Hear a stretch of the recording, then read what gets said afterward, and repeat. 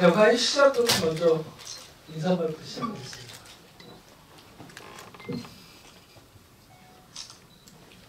안녕하세요. 수성못에서 시험 역할을 맡은 배우지영입니다.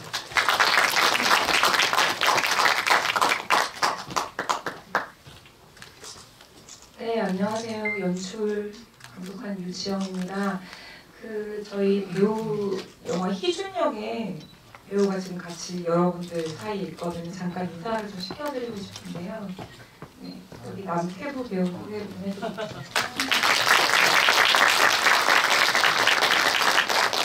네, 와주셔서 감사합니다.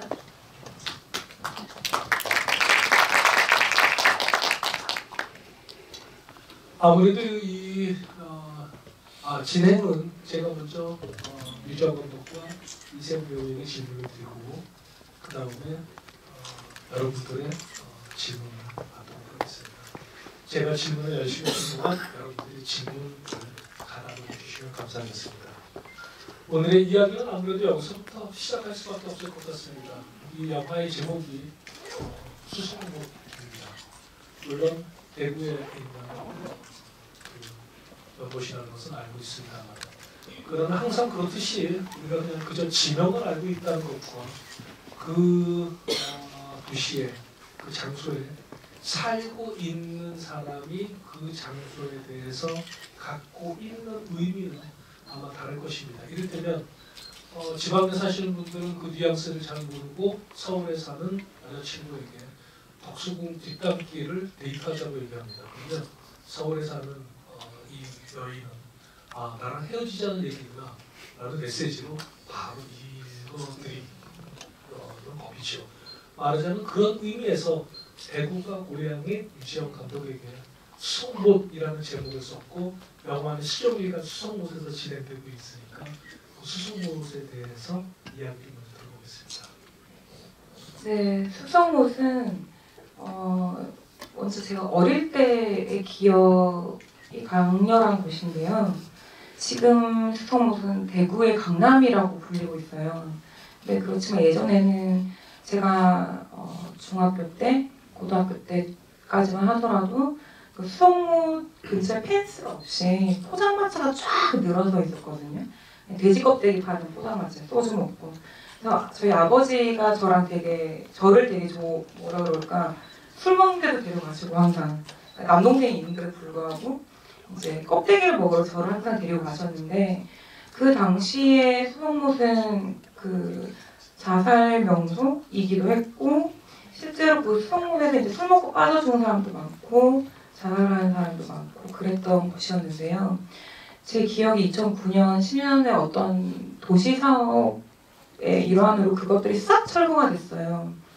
그리고 저는 대학교를 갔었고, 서울로 이제 대학을 갔었고, 한국영화 아카데미를 다니고 이렇게 내려왔는데 다른 곳이 되어 있는 거예요. 너무나 다른 곳이. 그러니까 그때 어떤 그때 늪 같았거든요. 수성못이 아주 빠져드는 늪 같았는데, 갔다 왔을 때는 거의 뭐 너무나 사람이 많고 이제 조경 사업이나 이런 것들이 이제 수성못을 새로운 이미지로 탈바꿈이 되어 있는 거죠. 그래서 저는 이제 중고등학교 때 새벽에 이제 조깅하거나 그러면 거기서 비가 오는 날 이렇게 걸어 다니면서 그걸 한 바퀴 도는 데가 40분이 걸려요. 그걸 이런저런 생각하고 그냥 멍 때리고 그랬었는데, 이제는 그럴 수가 없는 곳이 되었고, 그래서 그때 예전에 강렬한 그 기억으로 언젠가 영화를 만들어 봐야겠다는 생각을 늘 갖고 있다가 바뀐 수성못이 좀 아쉽기도 하고 뭐 그랬던 것 같아요. 저한테는 사실은 현재 그 너무나 시끌벅적한, 지금은 포장마차 대신 아시는 분들은 아시겠지만 카페가 둘러서 있거든요. 더 이상 거기를 잘 가진 않는데, 카페가 대신했던 그 자리에 포장마차로서 더 기억에 남아있기 때문에 수성못은 네, 그런 변화를 거친 곳입니다. 수성못이 그렇게 자살 명소이군요. 네. 수성못이라는 영화의 또 다른 화두라면 아마 그건 대구라는 도시일 겁니다. 제가 이성복 시인의 부탁으로 계명대에서 서울에서 대구를 오가면서 1년 동안 강의를 한 적이 있었습니다. 문예창작과에서. 그때 이제 1년 수업이 다 끝나고 근데 그 수강을 했었던 학생들 대부분이 그 여학생들이었는데 마지막 날 이제 쫑파티 비슷하게 술을 마셨습니다. 술을 마시는 자리에서 잔뜩 술을 마신 그 여학생 중에 하나가 저한테 이렇게 얘기를 하더니 인상이 남았습니다. 대구 사는 여자들 꿈이 3가지가 있는데 뭔지 아세요? 그래서 모르겠는데요. 그랬더니 이 학생이 그랬습니다. 첫 번째 꿈은 서울대학교 가는 겁니다. 연대 이대도 안 돼요. 서울대 가는 겁니다. 무슨 뜻이냐? 그랬더니 그래야 서울에 갑니다. 그러면 두 번째 꿈이 뭐냐? 서울에 있는 기업에 취직하는 겁니다. 그래야 서울에 갑니다. 마지막 꿈이 뭐냐? 둘 다 안 되면 서울에 사는 남자랑 결혼하는 겁니다. 말하자면 목표는 대구를 떠난다는 거죠. 저는 승로시라는 영화를 보면서 시정이 아마 서울 미래대학교에 가는 게 목표가 아니었을 겁니다. 서울과 미래라는 두 단어가 합쳐졌을 때 나는 앞으로 미래에는 서울에 살고 싶다. 이 말을 서울이 대단한 게 아니라 대구를 떠나고 싶다는 뜻일 겁니다. 시정은 이걸 위해서 거의 필사적이다시피 합니다. 동생만 시정만 필사적인 게 아닙니다. 대구에 사는 게 얼마나 힘든지 동생 희준도 여자라서 좋겠다. 남자가 얼마나 힘든 줄 아냐. 이건 대구 사는 남자가 얼마나 힘든 줄 아느냐라는 뜻으로도 저는 읽힙니다. 말하자면 대구가 고향이고 그런 다음 서울에 와서 영화를 공부했고 다시 영화를 찍기 위해서 고향으로 돌아간 유지영 감독에게 대구에서 이 영화를 찍었다는 게 어떤 의미가 있는지 이야기를 들어보는 것은 우리가 수송못으로 들어가는 하나의 입구이기도 할 것 같습니다.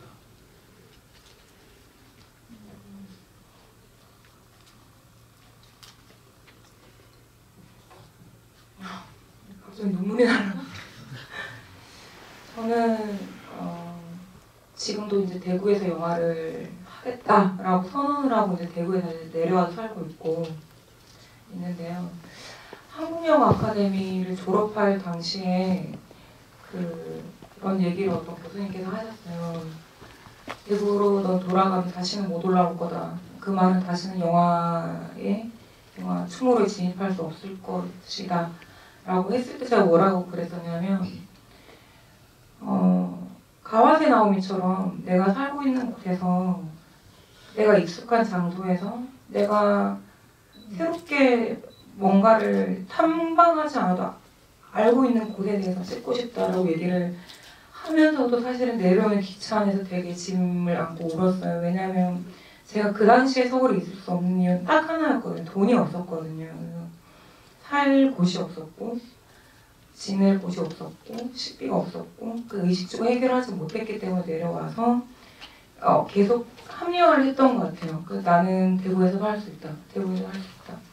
하지만 떠나고 싶은 마음이 계속 공존을 했었고 그래서 이제 지긋지긋한 거고 이제 영화 속 희정이가 24으로 돼 있는데 제가 26살 때 희정이랑 똑같이 지긋지긋하게 이제 대구를 벗어나고 싶어서 편입 시험을 했고 편입을 성공해서 저는 희정이랑 다르게 인서울을 하였으나 결국 그 대학이나 그런 것들로 일시적으로 떠난다고 해서 대구가 떠나지는 것들이 아니더라고요. 그래서 지금도 제가 서울과 대구 오가면서 하고 있는데 모르겠어요. 이제는 진짜로 대구에서 가와세 나오미처럼 영화를 하고 싶다는 마음이 합리화인지 진짜인지를 아직 구별되지 않는 시기인 것 같아요. 그것이 예전에는 나는 합리화를 했었는데 지금은 그렇게 영화를 찍고 싶다는 사실 마음도 있거든요. 서울에서 꼭 무조건 다른 친구들처럼 우리 동기들처럼 서울에서 해야겠다.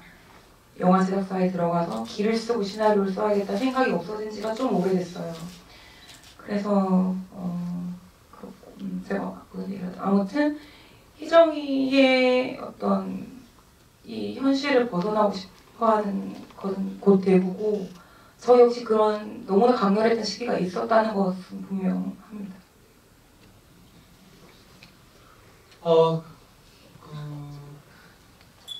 가와세 나오미라는 이름이 여러 번 나오는데 이미 잘 알고 계시겠지만 가와세 나오미는 그 나라 자기 고향에서 영화를 계속 찍고 있는 감독입니다. 가와세 나오미 감독을 만났을 때 물어본 적이 있습니다. 계속해서 나라에서 영화를 찍는 이유가 뭐냐? 단지 고향이라는 이유 때문이냐? 라고 물어보죠. 가와세 나오미가 굉장히 감동적인 대답을 했습니다. 나는 나라에서 태어나고 자랐고 그렇기 때문에 나는 여기에서 언제 비가 내리는지, 언제 첫 겨울날이 시작하는지, 그리고 언제 안개가 끼는지 잘 알고 있다. 여기는 단지 내 영화의 배경이 아니라 내가 말하자면 나의 영화의 지도 같은 곳이다 라는 대답을 했었습니다. 그 이세영 배우에 대해 물어보겠습니다. 사실 이세영 배우는 제가 잘 기억이 안 나겠지만 8년 전에 제가 아직 나이 어렸을 때 본 적이 있습니다. 제가 그 첫 영화를 찍을 때 그 시나리오를 들고 찾아갔던 배우였고 그때 그 제가 까였었습니다. 제가 그래서 그 이후에 이세영 배우의 영화를 늘 열심히 찾아보고 있습니다. 왜냐하면 언젠가 다음 기회가 오겠지 라는 기대가 있기 때문입니다. 그리고 수성못을 지금 지구이를 진행하는 큰 위정과 인연도 있지만 이세영 배우가 생각하는 그 이유가 저한테 큰 동기부여이기도 했습니다. 저는 이 영화에서 훌륭한 연기를 했기 때문에 굉장히 즐거운 영화를 봤습니다. 이 수성못은 그 영화 전체를 대구에 내려가서 찍어야 하기 때문에 또 다른 의미에서는 일정의 영화입니다. 그러니까 서울에서 다른 일정을 소화하면서 오가면서 찍을 수 있는 영화가 아니라는 뜻입니다. 즉 일정 모두를 비워야만 이 영화를 찍을 수 있습니다. 그건 이 영화에 자신이 올인하겠다는 선언 같은 것이기도 합니다. 말하자면 이런 시나리오는 영화를 감상하는 관객들에게는 관심 없는 부분일 수 있겠지만 영화를 만드는 입장에서 보면 배우에게 어떤 결단을 요구하는 측면이 있습니다. 이세영 배우는 아마도 경력으로만 따진다면 유지영 감독과 비교할 수 없을 만큼 많은 필모그래피를 갖고 있는 배우인데 그렇기 때문에 많은 감독들과도 작업을 한 경험을 갖고 있습니다. 그래서 제가 이렇게 질문하고 싶습니다. 이세영 배우에게 드리고 싶은 질문은 유지영 감독은 어떤 감독이었습니까? 그리고 이 시나리오의 어떤 점이 이 영화에 출연해야겠다라는 결심을 하도록 만들었습니까?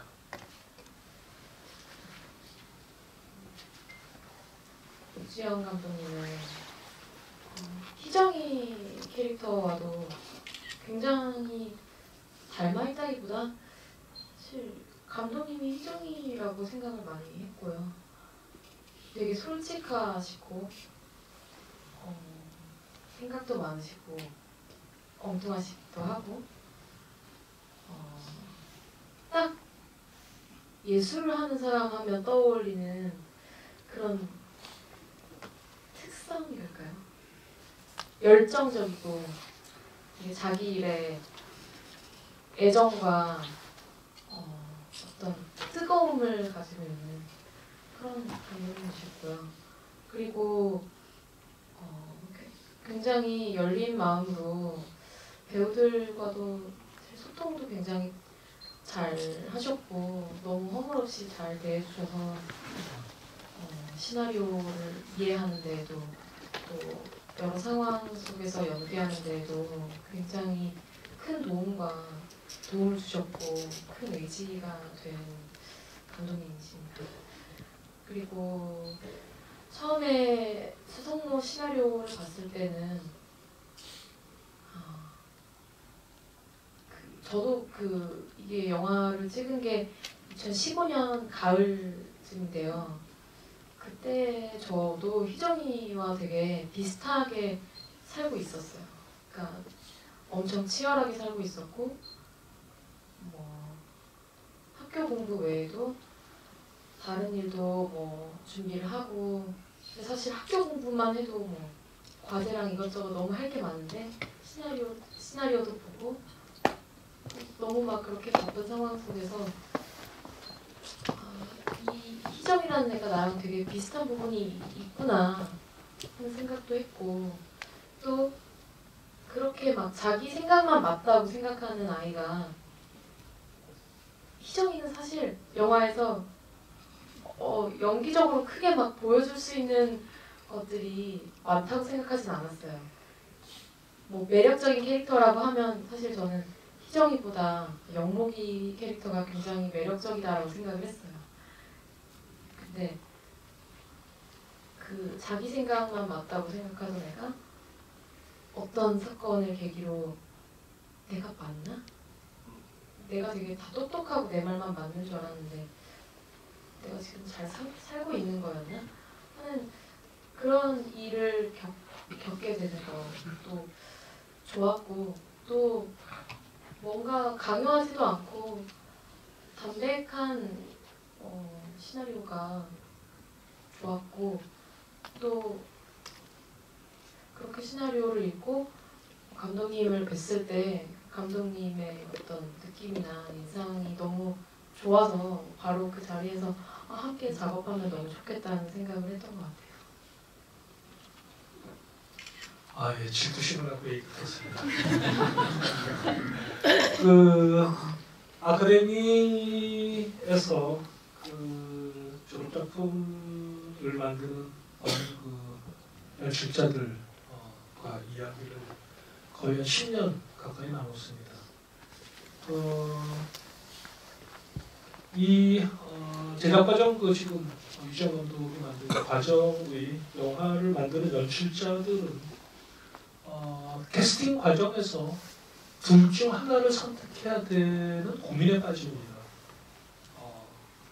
유명한 혹은 경험이 많은 배우를 선택할 것인가, 아니면 오디션을 보고 완전히 새로운 신인을 캐스팅할 것인가, 둘 중에 하나를 고민하게 됩니다. 이때 전자를 선택을 하게 되면 여러 가지 장점이 있죠. 여러분 당장 떠올릴 수 있는 건 이름에 있는 배우가 나오게 되면 자기가 신인 감독인데 이 영화를 배우를 통해서 관심을 끌 수 있을 뿐만 아니라 상대 배우가 가졌던 경험을 잘만 끌어들이면 자기 영화에 그것이 어떤 힘이 될 수 있는데, 하지만 걱정은 이겁니다. 경험 많은 배우가 내 영화 속에 들어오면 장편 영화를 처음 만드는 내가 휘둘릴 수도 있다는 걱정을 합니다. 반대의 경우에 정확하게 반대의 걱정이 작동됩니다. 신인을 캐스팅하면 연출자로서 완전히 자기가 연기 지도를 해볼 수 있지만, 문제는 오디션 갔을 때와 달리 단편이 아니기 때문에 완전히 재난에 빠질 수도 있습니다. 일단 촬영이나 다른 그 스태프들은 중간에 얼마든지 바꿀 수 있는데, 주연을 한번 결정하면 그냥 계속 가야 됩니다. 앞에 찍은 분량은 다 버리지 않는 다음에. 성못을 막 찍고 난 다음에 유지영 감독과 만났던 기억이 납니다. 그때 첫 영화를 찍은 게 어땠었습니까? 라고 물어보자 다른 과정은 다 얘기하지 않고 그 이세영 배우에 대한 칭찬만 잔뜩 늘어났습니다. 왜냐하면 꽤 인상적이었습니다. 딱 두 사람만 있었던 자리였었고, 구태여 그런 립서비스를 해야 될 이유가 전혀 없는 자리였었는데도 이세영 배우만 칭찬을 했던 건 정말 서로 좋았던 뜻이기 때문입니다. 그건 이제 결과론적인 이야기입니다만, 맨 처음에 이 시나리오를 완성하고 나서 첫 영화를 만들면서 이세영 배우를 선택했을 때, 그래서 희정역, 왜냐하면 이 영화는 어찌되었건 영목의 역이 탐이한다고 했지만, 영화를 보셔서 아시겠지만 이건 희정이 끌고 가는 영화지 영목이 끌고 가는 영화가 아니기 때문입니다. 말하자면 이 역할이 누가 하느냐는 거의 이 영화의 색깔이 결정한다고도 볼 수 있겠죠. 말하자면 이런 점에서 이세영 배우를 선택한 가장 큰 이유는 뭡니까?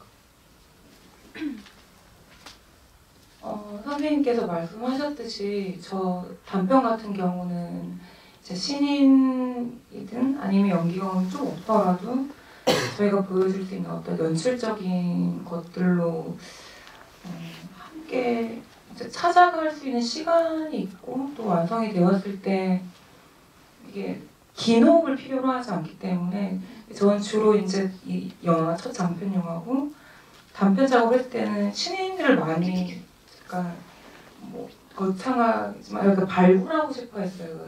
연기를 많이 하지 않은 친구들과 내가 만들어가고 싶어 했는데 수홍모 때는 처음부터 희정이 역은 선생님께서 말씀하신 대로 쭉 끌고 가야 되는 부분이 있기 때문에 연기 경험이 있는 사람으로 있고 또 그 긴 장편을 견뎌낼 수 있는 에너지, 그러니까 물리적으로나 연기적으로나를 해서 경력 있는 배우를 선택해야 한다고 생각했기 때문에 오디션을 따로 본다기보다 몇몇 배우를 생각을 해서 제가 접촉을 했던 케이스인데요. 그 중에 유일하게 이제 이세영 배우가 보통 저는 아무리 마음에 들어도 이제 그 다음날 이제 후회할 수 있기 때문에 마음 꾹 누르고 다음날 연락드리겠습니다 하는데 세영 씨 같은 경우는 바로 같이 했으면 좋겠다고 이제 확신이 들었던 것 같아요. 그 이유가 처음에 세영 씨가 들어왔는데 너무 도도하고 너무 새침한 거예요.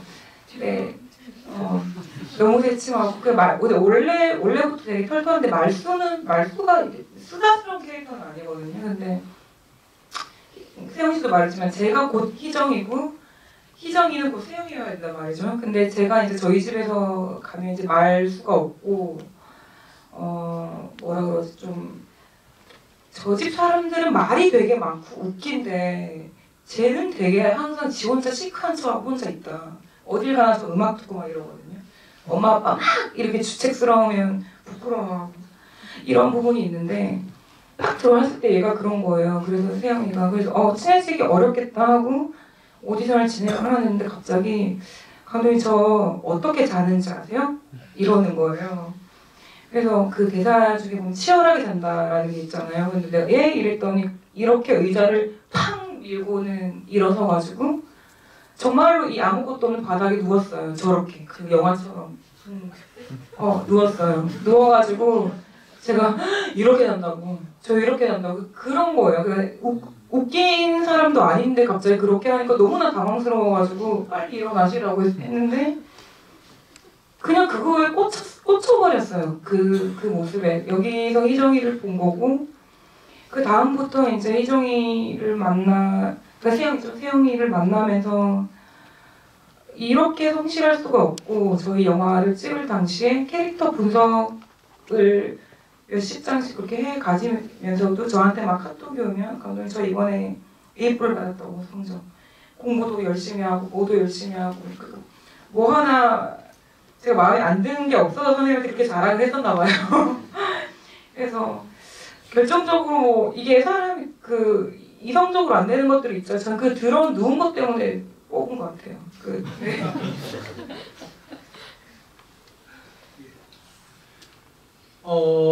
즐겁게 얘기를 하고 있지만 영화 수송못은 어떻게 이야기해도 음산한 이야기입니다.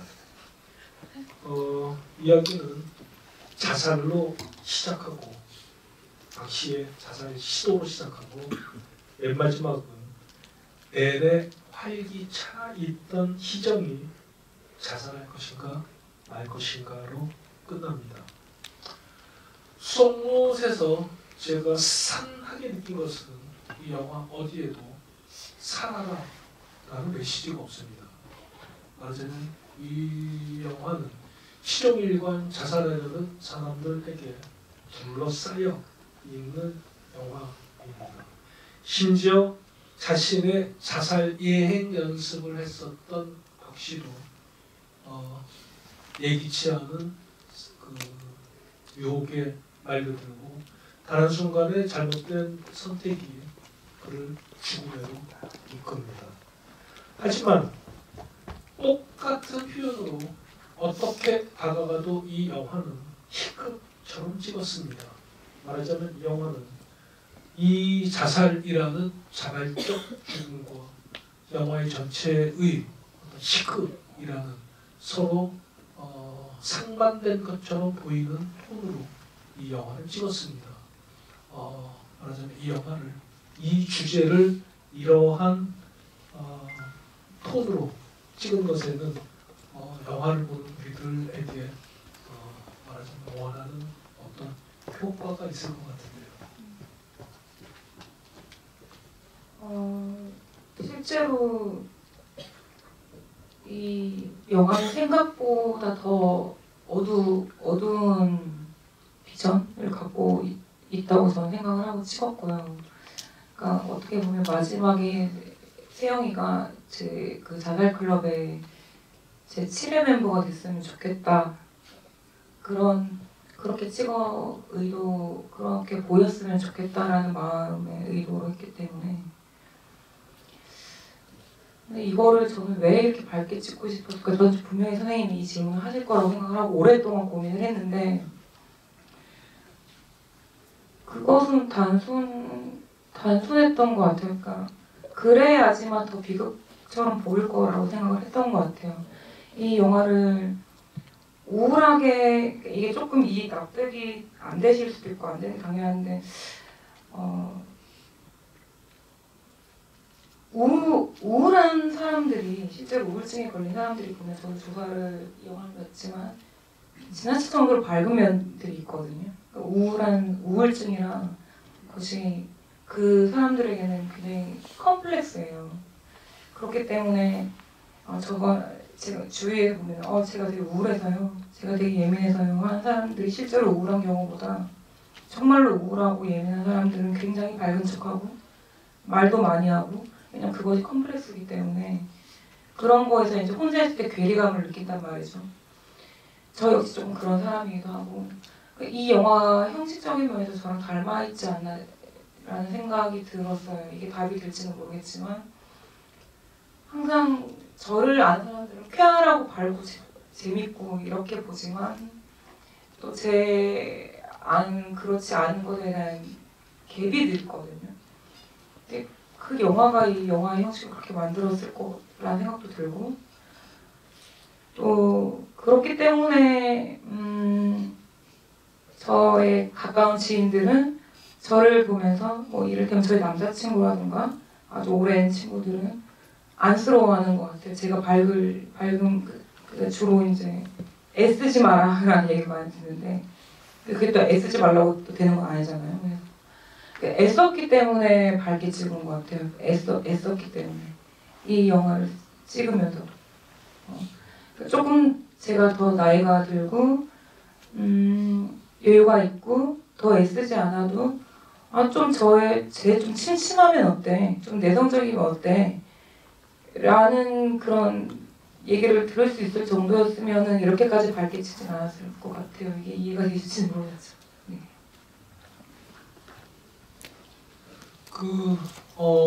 작품에 관해서 이세영 배우께 좀 질문을 하겠습니다.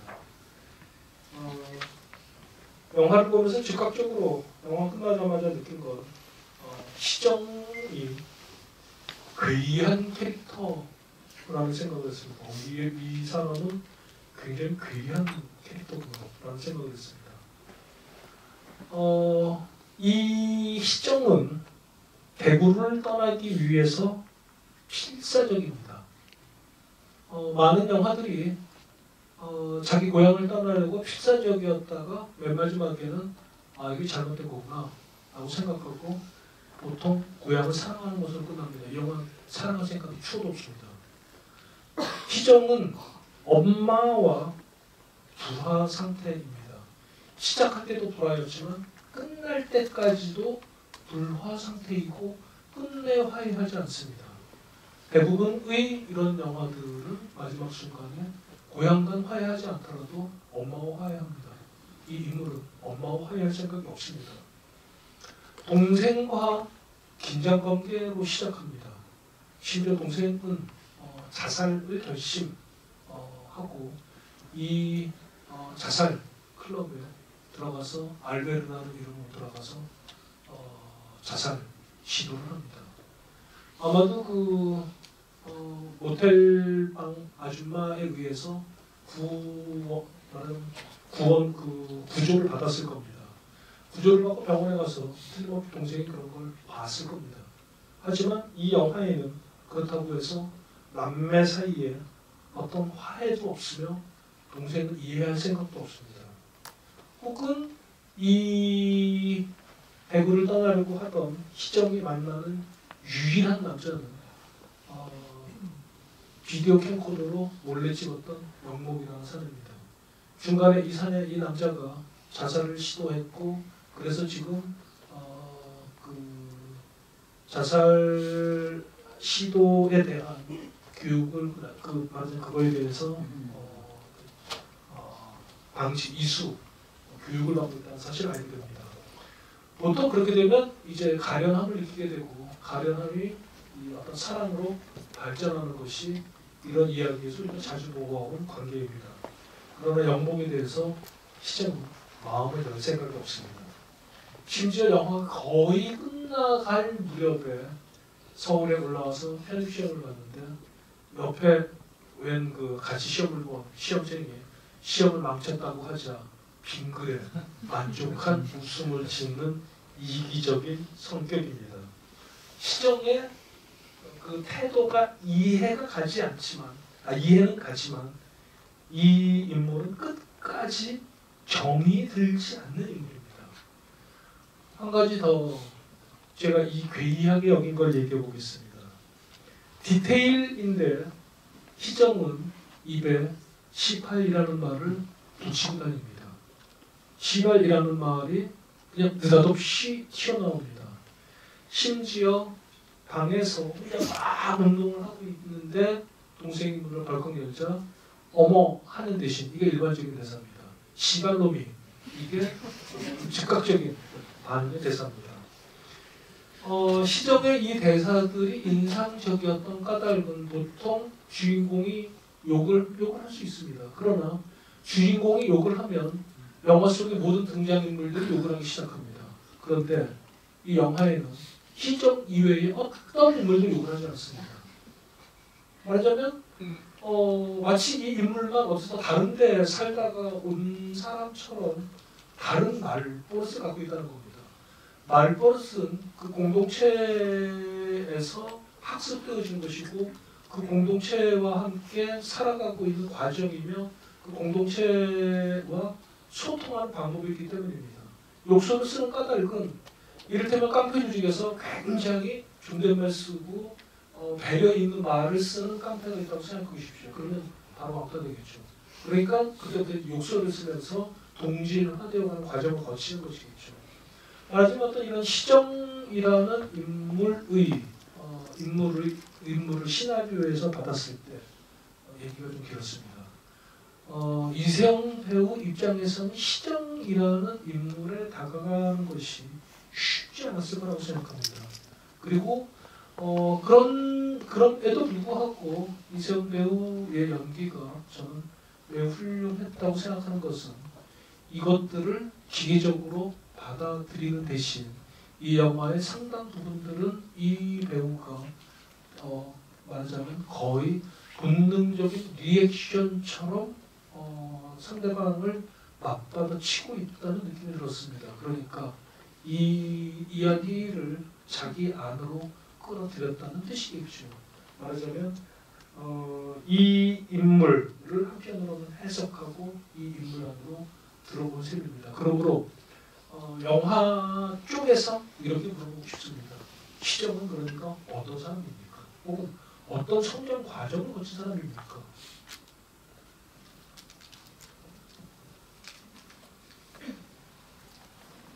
저는 희정이가 그렇게 괴이한 캐릭터라는 생각을 지금까지 못 해봤고요. 그냥 좀 귀여웠어요. 되게 저도 제 말만 더 같고 내가 착한 것 같고 그렇게 믿던 때가 있었는데 아무튼 어리면서 열심히 치열하게 사는 희정이한테 애정이 많이 갔었고요. 또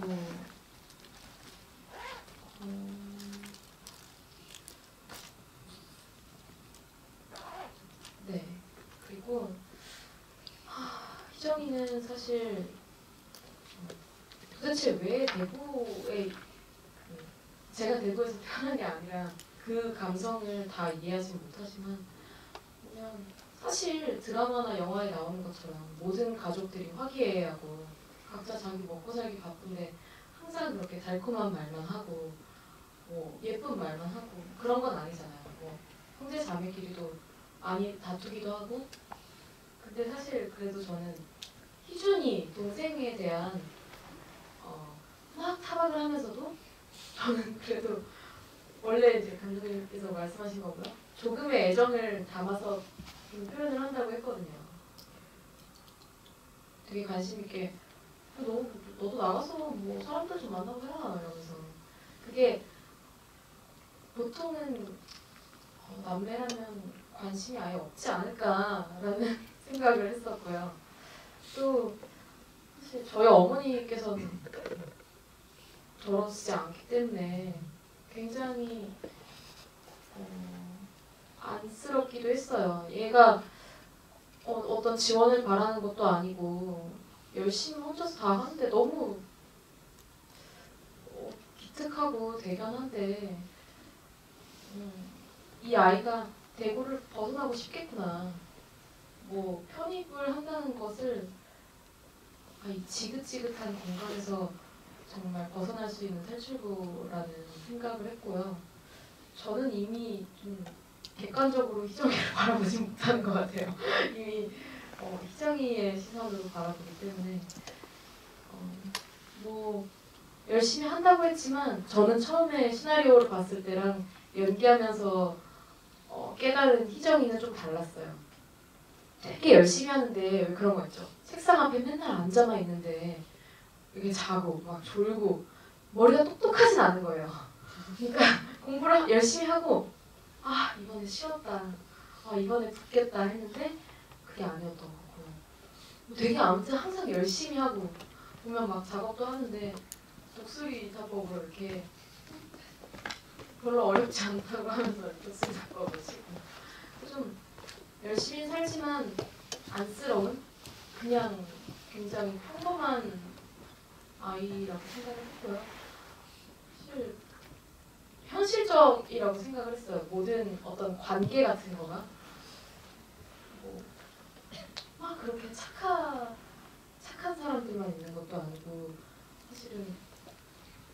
사실은 나를 짜증나게 하는 것들 보면 희정이가 좀 예민하긴 해요. 그렇긴 한데 길 가다가 만난 친구가 동생 얘기를 했을 때 어떤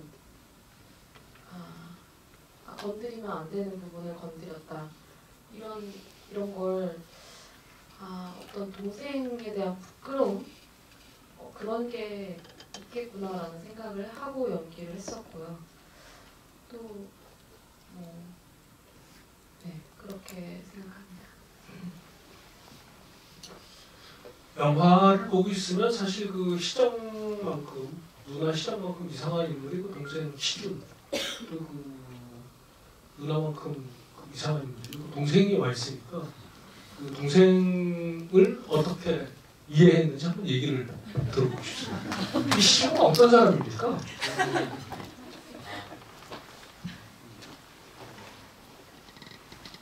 희준이 어떤 사람이냐고. 전혀 2년 전에 찍은 거. 책으로 세상을 많이 배우는 사람이라고 생각이 들었어요. 예. 해보야. 예.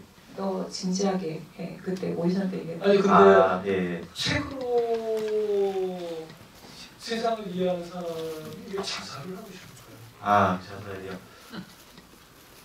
그 누나랑 이제 대화하는 씬이 되게 컸던 것 같아요. 쓸모도 없는 노마라는 이야기를 듣고 그래도 유일하게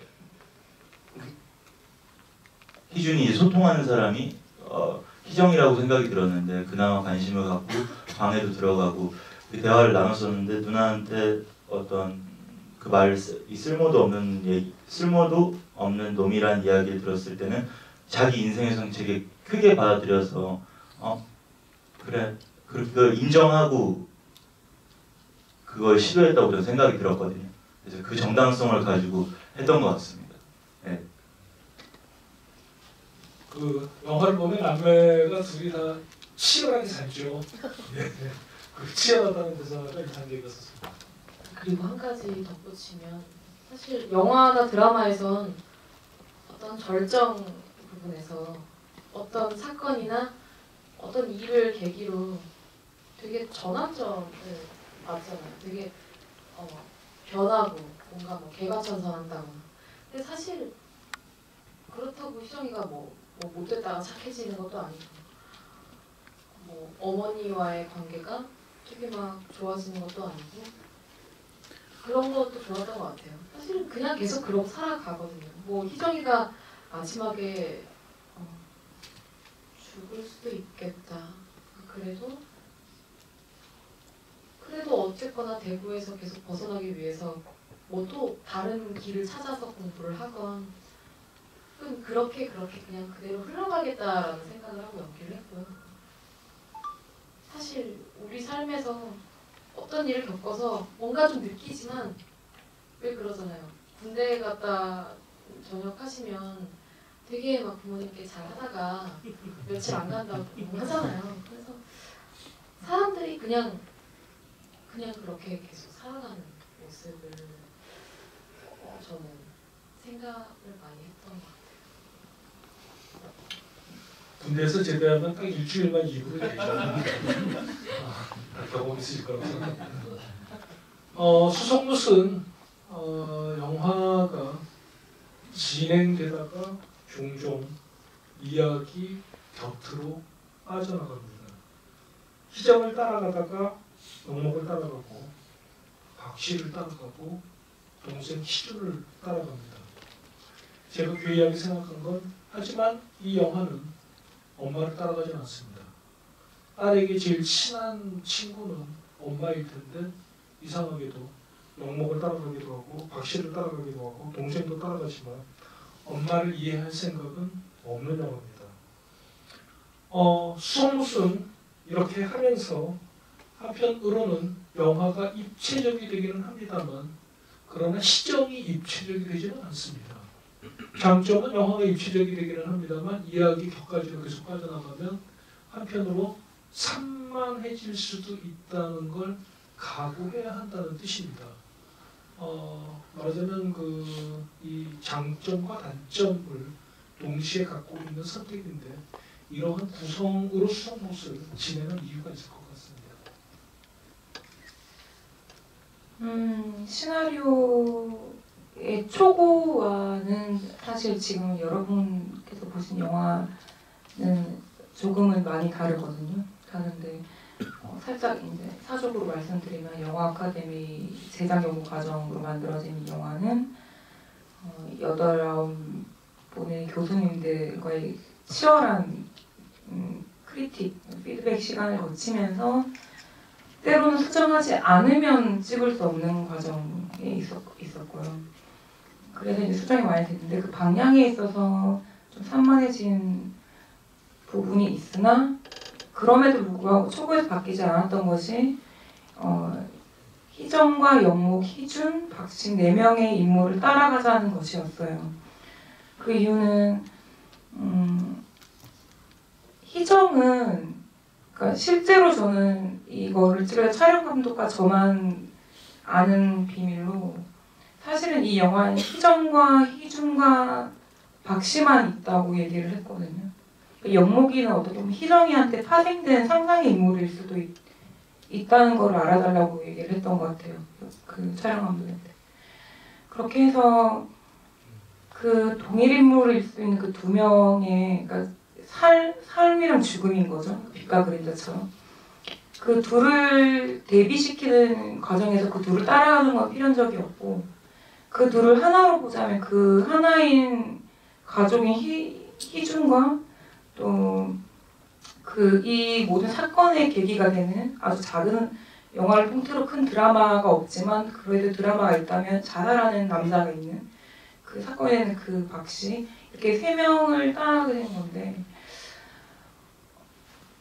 첫 영화라서 그랬을까요? 그러니까 욕심이 좀 많았던 것 같아요. 제가 말하고 싶어하는 것들을 결국은 하나인데 굉장히 삶을 사랑해서 치열해서 너무너무 잘 살고 싶어서 죽고 싶은 마음이 드는 그러니까 잘 살지 못하기 때문에 너무 잘 살고 싶은데 그게 안 되니까 포기해버리고 싶어하는 그것들을 표현하는 데 있어서 박씨가 필요했고 주인공인 희정이 필요했고 희정이 내면에 다른 그림자인 영목이 필요했고 또 삶과 죽음의 중간에 있는 회색 분자 같은 갈팡질팡 잘 모르는 목표가 뭔지 모르는 희준이 필요했던 것 같아요. 그래서 이 영화에서는 인물로 그런 것들이 표현이 된 거죠.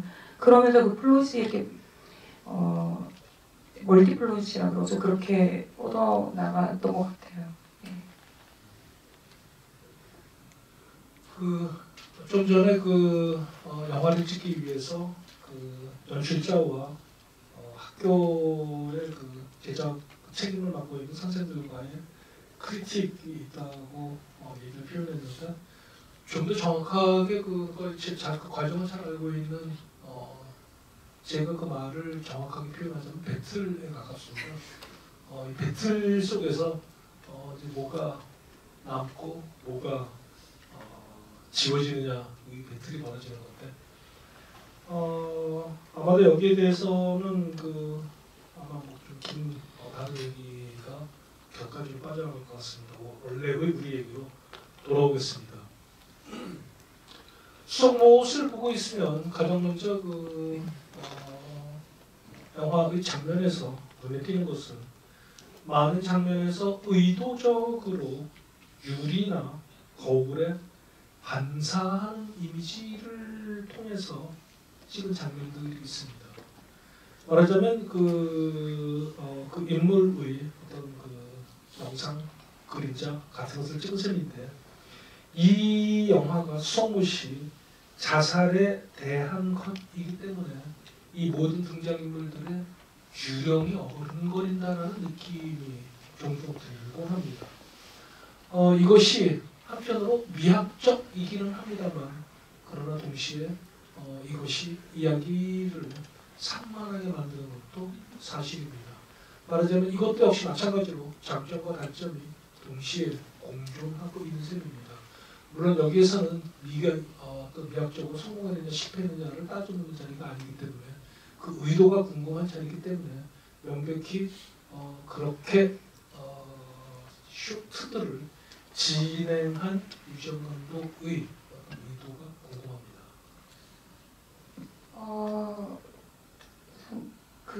다들 기억을 하시는지 모르겠지만 가장 그러니까 유리에 비친 인물이라 하면 희정이 제일 많은데요. 영화 속에서 희정이를 다른 방식으로 보여주고 싶었어요. 그게 이를테면은 희정이가 공부를 하고 있다가 영목이한테 전화를 받죠. 자살 예방센터 오라고 하는 장면에서 희정이를 정면으로 보고 있는데 그 카메라와 그 희정이 사이에 그 유리를 통해서 매표소 유리를 통해서 본다는 말이죠. 그때 이제 그 물결이 이렇게 울렁울렁 거리는 장면이 있는데 그게 되게 쉽게 보면 그러니까 희정이의 마음속에 일어나는 변화인 셈인 거죠. 그러니까 그런 식의 장치들을 좀 영화에 많이 쓴 것 같아요. 그래서 이런 방식은 제가 이전에 단편 영화를 만들 때에도 자주 쓰던 방식인데 이를테면은 그 전에 어느 날 갑자기라는 영화에서는 이제 인물이 이렇게 측면으로 찍어놓고 카메라는 저 앞에 유리에서 정면으로 얼굴을 받아주고 그러니까 저는 그 인물을 다 뭐라 그러지 보고 있는데 보고 있으면서 또 다른 면을 보는 걸 좋아하는 것 같아요. 제가 그래서 그런 영화에서 쇼트들도 구현이 되는 것 같고 그래서 이제는 좀 덜 하려고 하는데 현장에서 거울이나 뭔가 비치는 것만 보면 그렇게 쫓아다녀요. 쫓아다니면서 이거 어떻게 쓸 수 있을까? 이걸 어떻게 할 수 있을까? 하면서 이제 촬영 감독을 데리고 와가지고 해보고 이런 경우가 많은데 순전히 어떤 의도가 있는 것들도 있지만 제가 그렇게 직접 이렇게 보는 것보다 뭔가에 반사되고 뭔가를 통해보고 이런 것들에 웨일가 굉장히 매력을 느껴요. 그것이 네 그런 취향 때문인 것 같아요. 그 좋은 감독이 되는 조건 중에 하나는 저는 어떤 페티시즘을 갖는 거라고 생각합니다. 이를테면 박찬욱 감독의 벽지 페티시즘, 홍상수 감독의 소주 페티시즘, 봉준호 감독의 동굴 페티시즘. 물어보면 본인도 깜짝 놀라면서 아 이번에도 제가 그랬군요. 사실 별 의도는 없습니다. 라고 얘기하는데 한편으로는 바로 그것이 그 감독에게 스타일을 부여하고 있는 거죠. 스타일이란 사실상 그게 의도적으로 나오면 볼 때 척하는 느낌, 프리텐셔스한 느낌이 있으니까 말하자면 금방 실증이 나기 마련인데 그것에 대해서 무조건 끌려요. 사실 이게 정답이 셈입니다. 이 영화에서 번째 궁금한 건 그 편집 방식이었었습니다.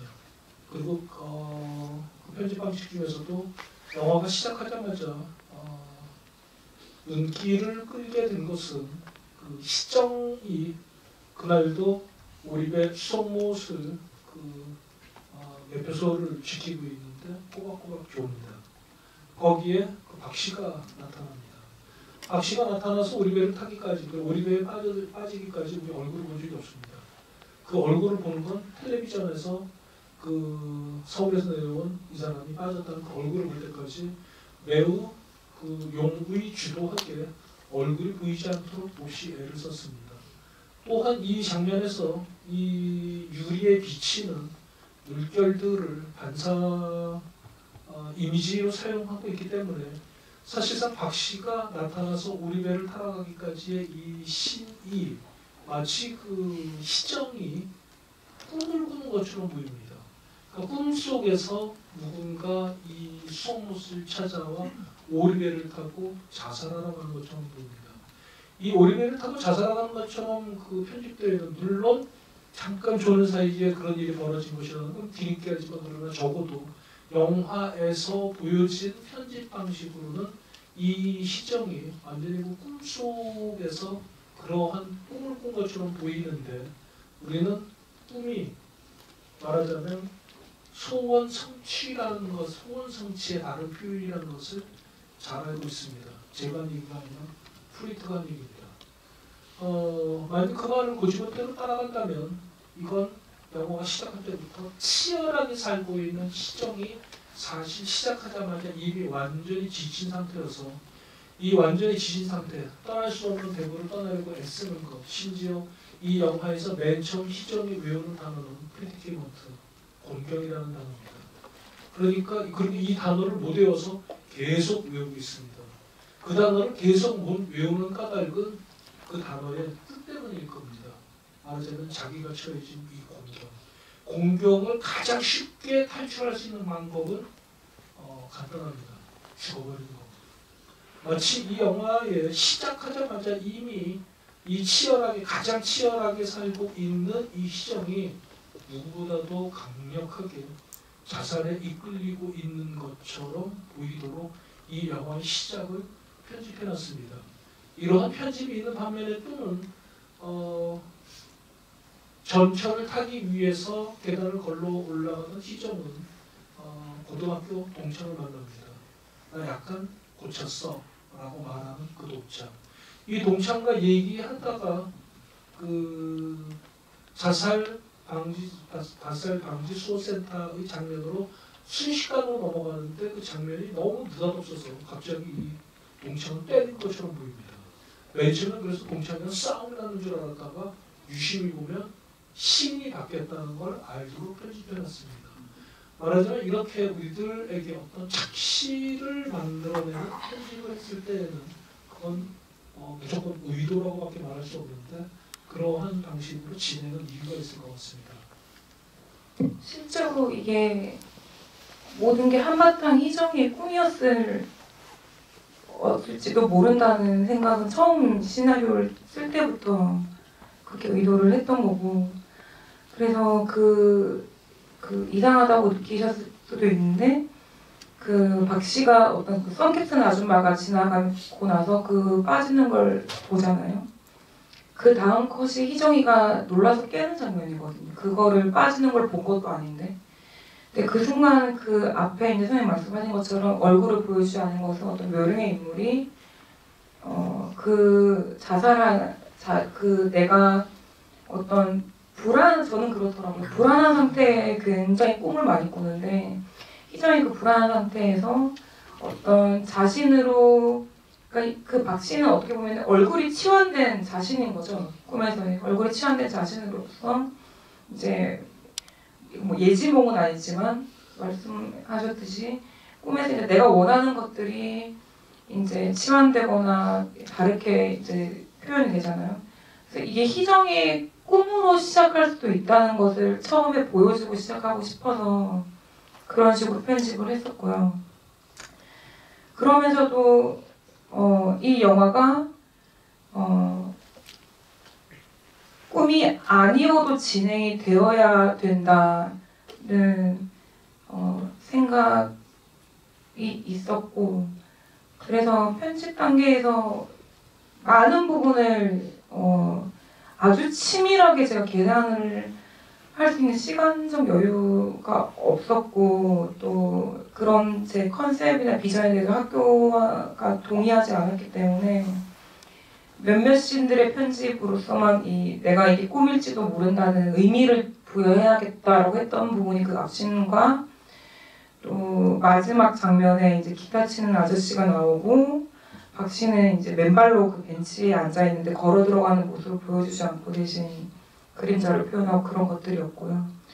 그리고 그 얼굴을 때리는 장면은 의도적으로 이제 그 보면 이제 동생 뭐해? 했을 때 그 희정이의 얼굴이 굉장히 크게 영화 통틀어서 그렇게 큰 클로즈업은 처음 들어가거든요. 거의 익스트림으로 들어가는데 그때 어떤 말 못할 얼굴에서 이제 그게 대사 뭐지? 너 말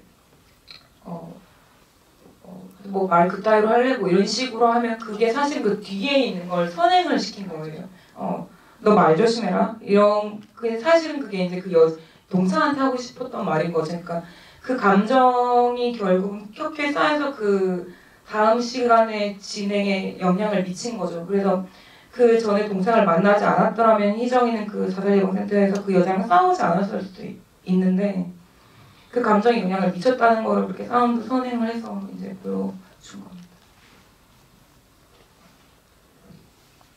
그 질문 시간이 많이 안 남았어요. 그러면 그래도 꼭 질문해야 될 거 좀 질문을 하겠습니다. 영화가 맨 마지막에 에필로그처럼 붙어있지만 그 에필로그처럼 붙어있는 그 대목의 그 다음이 사실은 저도 궁금해졌습니다. 질문은 세 가지인데 세 가지지만 동일한 질문이기도 합니다. 자살을 시도하고 난 다음 그러고 나서 그리고 시정은 편입시험에 실패하고 3주 후 시작은 시중으로 시작합니다. 자살해서 살아남은 거죠. 근데 이 살아남은 희준이 길거리에서 한 여자를 만납니다. 도라기에 관심 있으시니까죠. 갈 길을 가라고 얘기하지만 그러나 삶이 같이 우리 모이면 삶을 움직일 수 있다라고 얘기합니다. 관심이 없던 이 희준이 삶이 움직일 수 있다는 말에 문득 관심을 갖습니다. 한 번 실패했다고 해서 이 자살을 포기하지 않을 겁니다. 우리는 그걸 면목을 통해서 봤습니다. 이 영화에 등장하는 많은 자살 시도자들이 똑같은 행위를 반복하고 있습니다. 제가 궁금해진 건 바로 그 삶이 움직인다라는 그 말에 반응하고 있는 희준이 이 영화가 끝난 다음에 어떤 방식으로 살아갈지가 궁금합니다. 돈아귀에 빠졌을지, 두 번째 자살을 또 시도할지, 아니면 다른 방식으로 삶을 움직일지. 아마도 그 해석 없이 그 장면에 표정 연기하지 못했을 겁니다.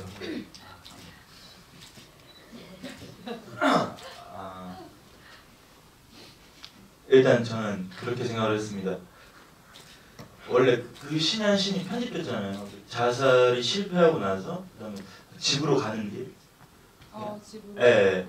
거기 뭐 하여튼 그 편집된 신에서 그때 정서가 서브 텍스트가 그러니까 자살이 실패하고 제 웃음이 클로즈업이 들어가잖아요. 그때 생각하는 정서가 죽는 건 내 마음대로 되는 게 아니구나라고 그걸 생각이 들어서 그 웃음이 나왔었거든요.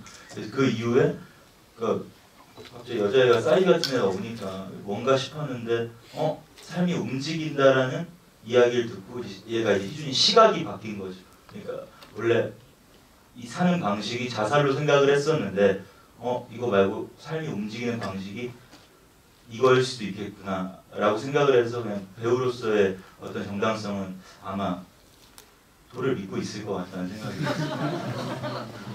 들었습니다. 예.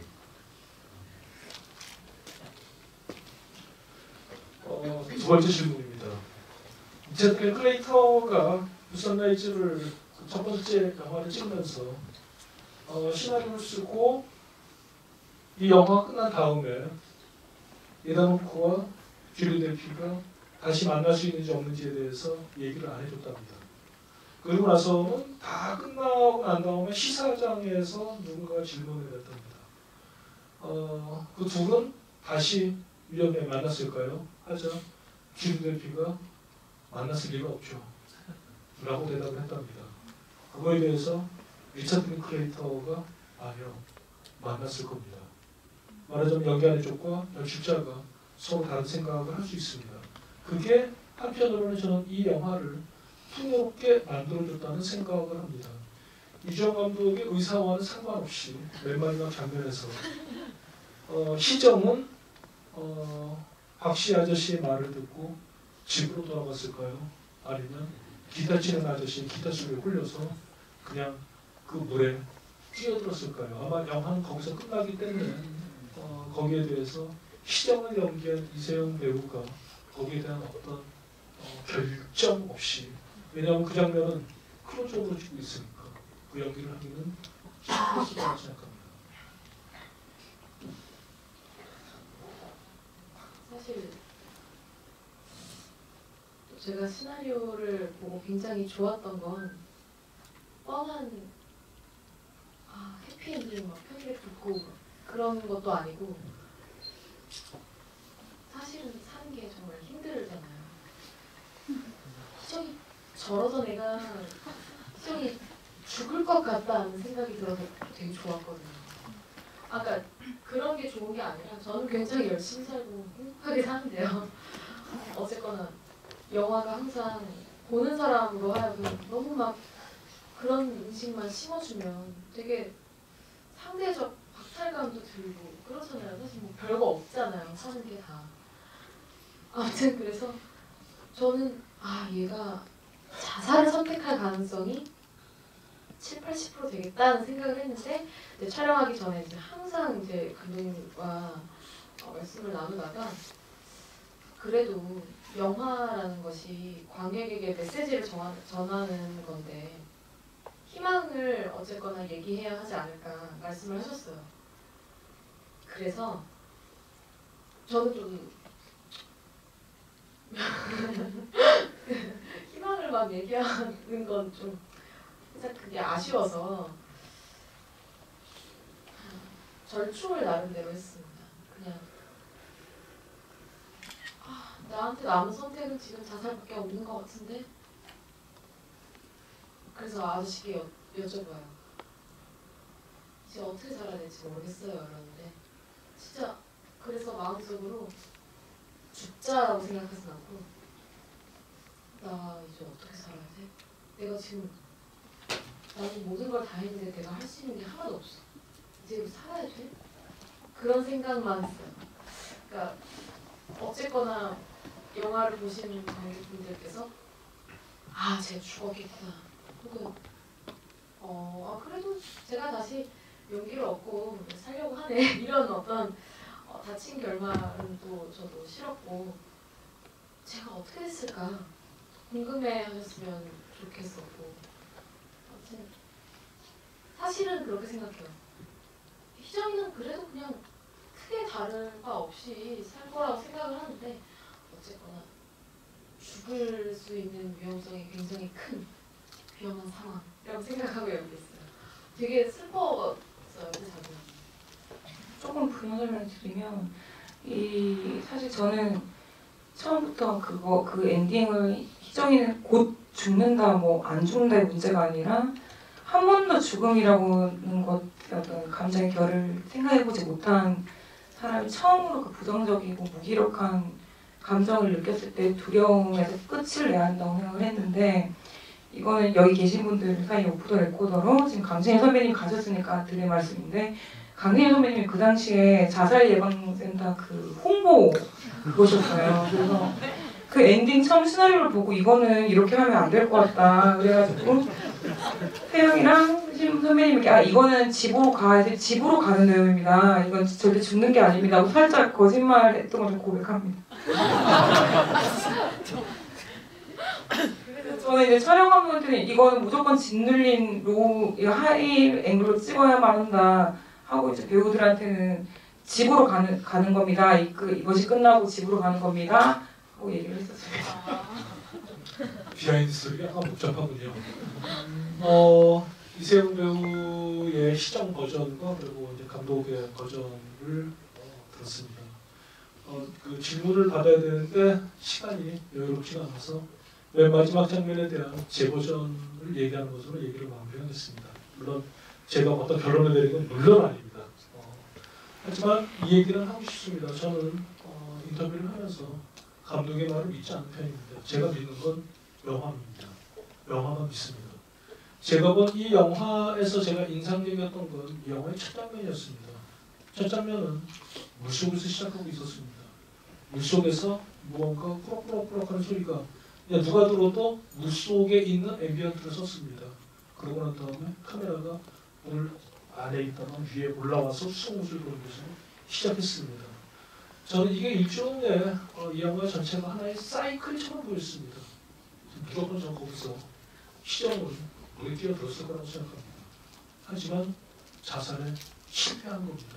말하자면 맨 첫 장면으로 되돌아가서 물속에 들어갔었던 이 시정이 다시 물속에서 기어 올라왔었을 때 처음 보는 건 바로 그 수송못에 떠있는 그 섬이었을 겁니다. 아마 그 못에서 자살한 수많은 사람들이 뛰어들었다가 실패했을 때, 다행히도 실패했을 때 살아나서 처음 보는 건 바로 그 섬이었을 것이고 그 섬이 그런 의미에서 희망, 새로운 시작, 그러나 새로운 자살 시도, 어느 쪽일지 말하자면 또다시 삶은 질문을 달리는 것으로 끝나지 않았을까라는 생각을 합니다. 저는 이 영화가 그 어느 쪽에도 답을 주고 있다고 생각하지 않습니다. 그리고 그것이 이 영화의 괴이한 측면 중에 하나라고 생각합니다. 이상한 감독의 이상한 영화와 이상한 배우의 이상한 연기를 보셨습니다. 이 영화의 마지막 장면에 시작을 뛰어들었을 것인가, 집으로 돌아갔을 것인가 라는 질문을 안고 돌아가시면 감독과 배우는 진심으로 감사하게 생각할 것 같습니다. 긴 시간 감사합니다. 배우들에게 응원의 박수 보내주십시오.